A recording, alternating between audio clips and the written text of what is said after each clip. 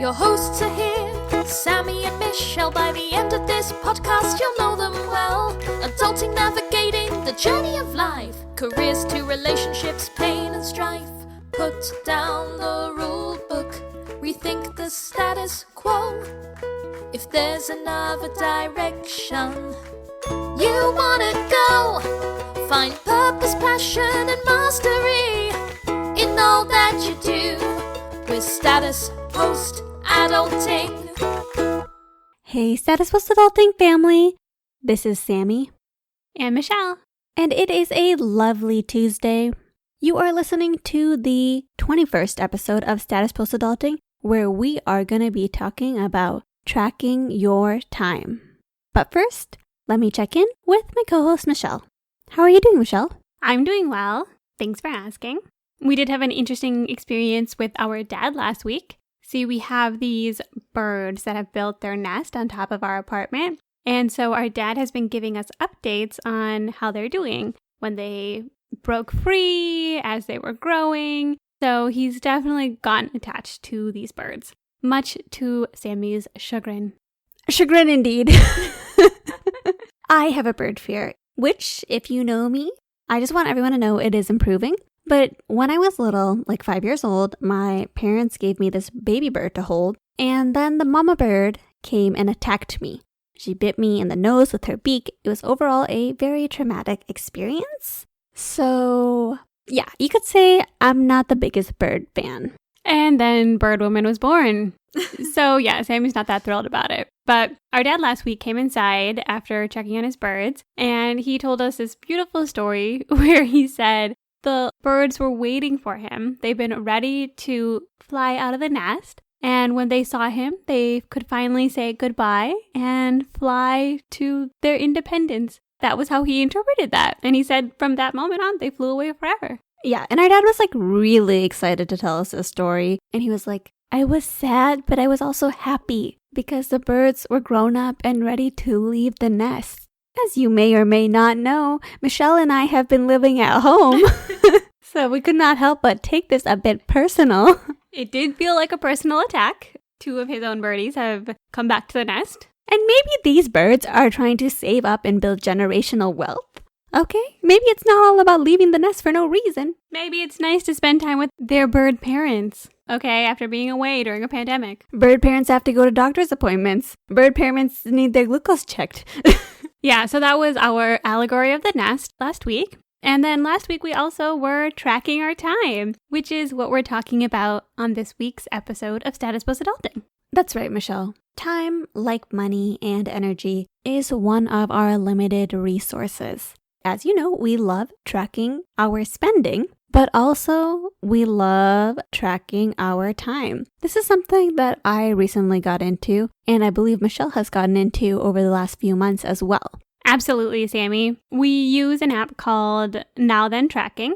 It's been really nice because you can set up a few categories and then click, switch it every time you start doing something different. Not just that, you can choose colors for each of the categories that you choose. I like to group certain things in certain colors. For example, bad things I like to make red, like texting, being awake in bed without getting out of bed, things like that. Good things I make in purple, like meditation, exercise. And then when I look at my chart for the week, I can quickly see, was I staying on task or not? Yes, if you are type A like Sammie, you are able to color code your activities. If you prefer to have things be easy, one of the things I like is that it constantly runs and I don't have to do that much to be able to quickly track what I'm doing.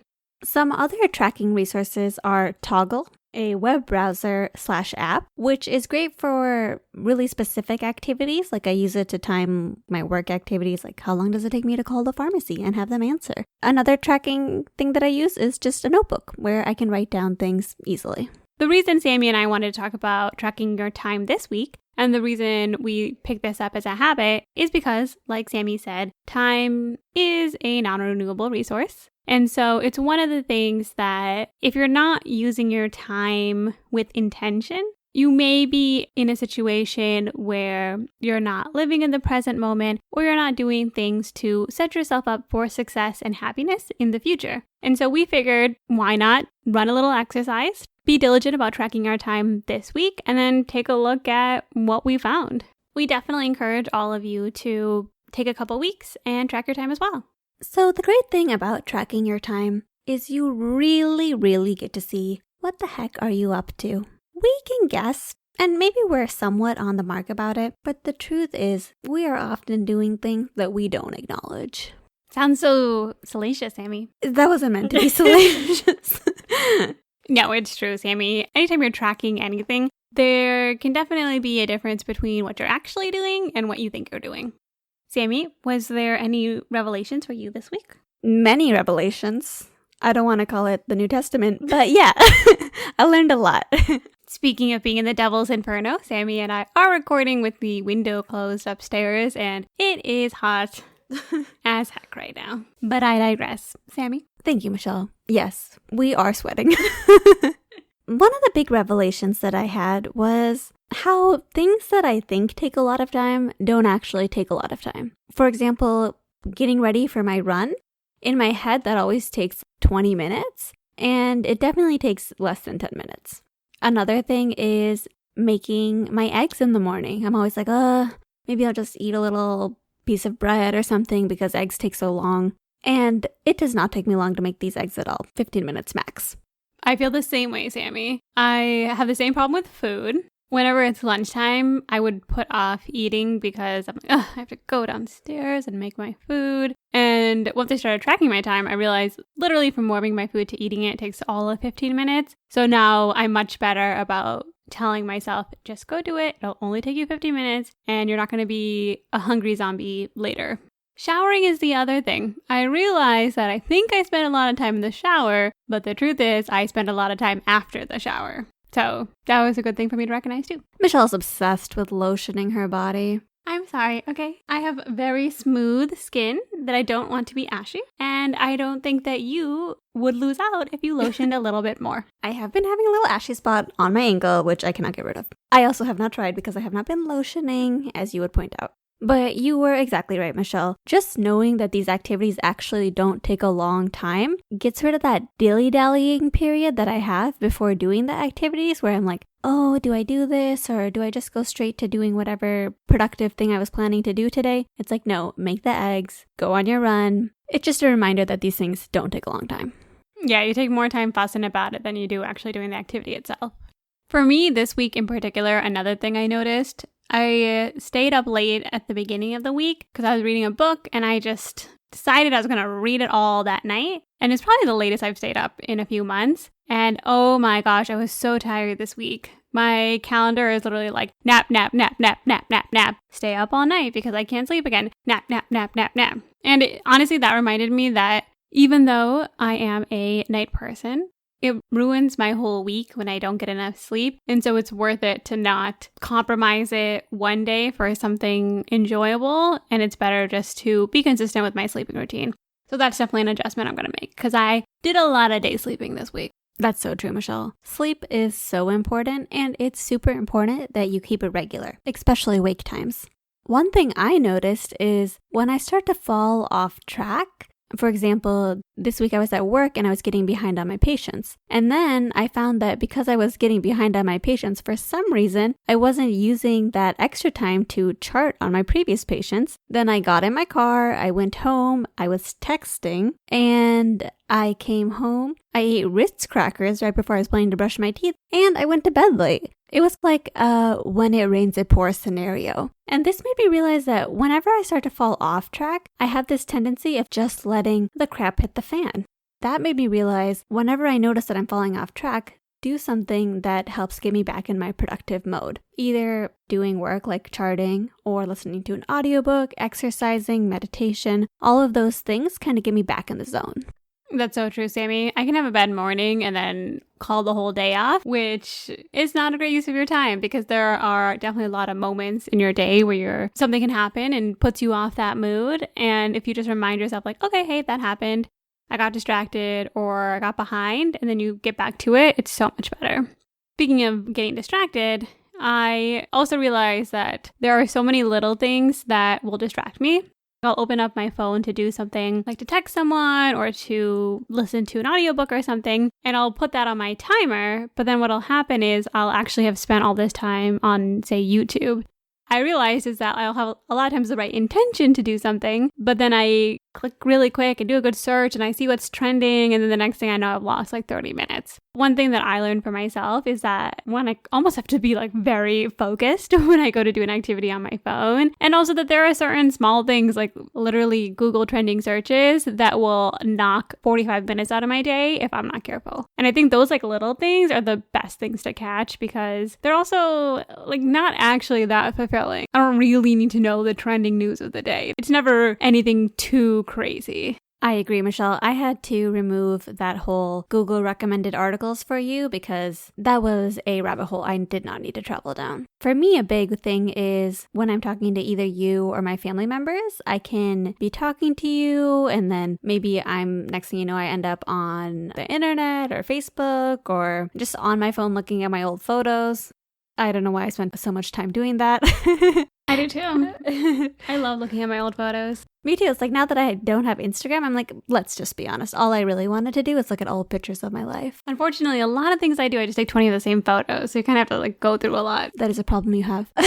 But yeah, tracking my time helps me realize when I'm doing those things. Like you were eating and then eating turned into talking to the family for an hour. And of course, those are things I like to do. But instead of just randomly letting myself fall into hours of talking or hours of like mindlessly not paying attention to what I'm doing, it's better to like set aside time to be with my parents or be with my sister rather than just let that happen. That's true, Sammie. And what I noticed too is because you can't really mark multitasking, which I guess is a downside of the Now Then app, but it's interesting because I sometimes have to think, okay, I'm listening to a podcast and doing my laundry. I'm talking to Sammie and wait, I don't also want to be on the phone because that's multitasking that's like negative in my mind. It really makes you take a second to be like, what am I really doing right now? Like, what do I count this activity as?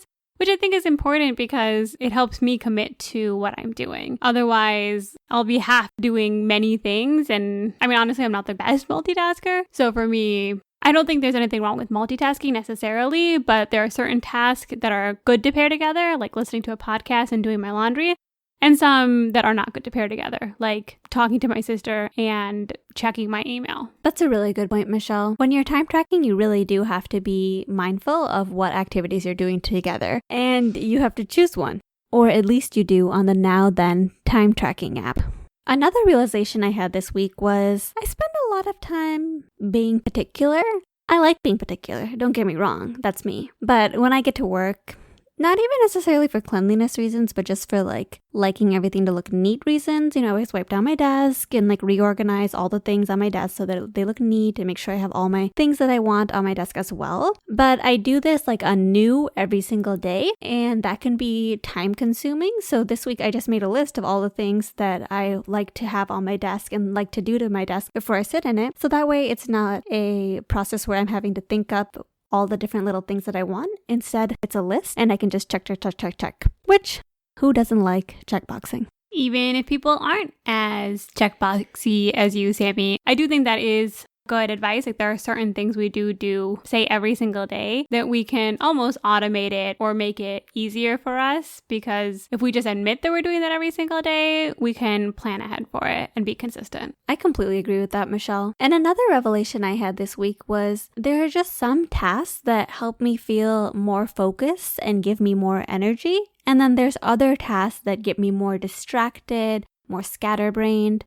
For example, texting or surfing the web, that can make me pretty scatterbrained, or even listening to the radio on the way home, that can make me scatterbrained, versus listening to a podcast or an audiobook, meditation, exercising. Those things make me more focused. And like I mentioned before, I color code them, red being things that make me scatterbrained, purple being things that make me more focused.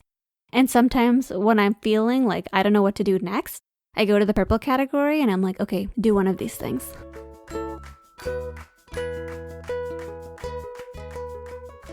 So the takeaway is pretty straightforward this week. Sammie and I learned a lot about how we spend our time just by doing some easy time tracking. And it's really helpful from there to find ways to make small improvements so that you're living a more meaningful day. Yes, Michelle. We really can't emphasize this enough. Everybody's going to get a different takeaway from tracking their time, but it is so important. In fact, it is so important that I want to commit to doing it for the whole month. I had so much fun, and I found it so useful and probably such a game changer as far as how my life is going to be lived that I think it's something that I will continue to do regularly. It's definitely really helpful, Sammie, and we encourage you to do the same. If you track your time for a week, 2 weeks, a month, whatever it is, we would love to hear about how it goes and what some of your own personal takeaways were. Send us an email, statuspostadulting@gmail.com, or you can even just send us a message on Instagram @statuspostadulting. We would love to hear from you. And if you've been listening to our podcast and enjoying it, we would love for you to leave us a review on Apple Podcasts. It helps us get our name out there, and we love seeing that you guys are enjoying the podcast. We really do love reading the reviews, and we love to hear that you're enjoying it, that you've recommended it to friends. So if you are enjoying Status Post Adulting and you think there's someone you know that would enjoy listening and joining us every Tuesday, we would love for you to share it as well. Someone you know that needs to track their time, just give them a little nudge. Maybe your friend said this to you in a passive-aggressive way. Welcome to our podcast. And most importantly, be sure to join us next time as we put down the rulebook and rethink the status quo.